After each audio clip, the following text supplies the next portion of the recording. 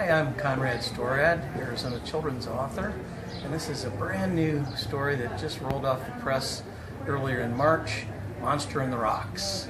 It's all about obeying your mom and dad, but told from the perspective of a family of quail. And what happens to the family of quail? Well, there's a legend of a monster who lives in the rocks, and Mama and Papa Quail tell their babies, do not go by that pile of rocks. It just happens to be a pile of rocks that's near a popular hiking trail. So the two-leggers, which the Papa and Mama Quail call us, humans, two-leggers, like to come to hike on this trail to see the wildflowers, as lots of people do here in Arizona, especially in the spring in the Sonoran Desert. And so legend is of the monster that lives in the rocks, a giant Gila monster who has a taste for baby quail and the occasional small pet. Of course, most tales are myth. It's partially based in truth and mostly not. But the idea is to obey your mom and dad. So of course the baby quail, the first thing they want to do is not listen to mom and dad. But it's not about the rocks. There's actually another danger, and that is One-Eyed Leo, the feral tomcat, who lives behind the dumpster behind the gas station near where these quail live. And they're not to go near One-Eyed Leo, because he really does have a taste for baby quail. So of course, the story progresses. The quail decide to take a little journey down to the dumpster. They pass right by One-Eyed Leo, who gives chase.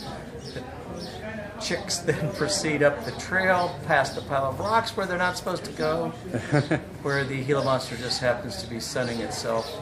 The Gila monster turns out to be the hero because in the story the Gila monster never really liked that cat, but he did like the quail. So he flashes his mouth full of razor teeth. The day is saved, the quail have a chance to get away into the spiny weeds, and all is good. The moral of the story is obey your mom and dad, and just because you have monster in your name doesn't necessarily mean you are the monster. So this is a story about following the rules, obeying mom and dad, and about stereotyping in a way. And we have wonderful illustrations again by my longtime collaborator, Nathan Jensen, who lives over in Austin, Texas. He has done a fabulous job with his illustrations once again to bring my words to life on the page. And in the back of the book we have special pages of facts about each of the characters. So once again, this is a Sonoran Desert science book, just presented in story format. And now this book has the quail and the Gila monster. You've done other books with the rattlesnake and Fang and Stinger with the scorpion. Scorpions, tarantulas, pack rats, desert tortoises. And how do you come up with your ideas? Good question. Kids ask me that question all the time when I visit schools. I just tell them, I look around.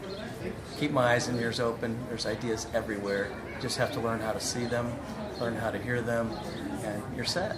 There's ideas everywhere. You just have to be open and let them come to you. So that's advice. How I do it. Well, thanks for being a part of Sibley's West. And one of my favorite stores in Arizona. Keep inviting me. I'll keep coming back. Thank you so much.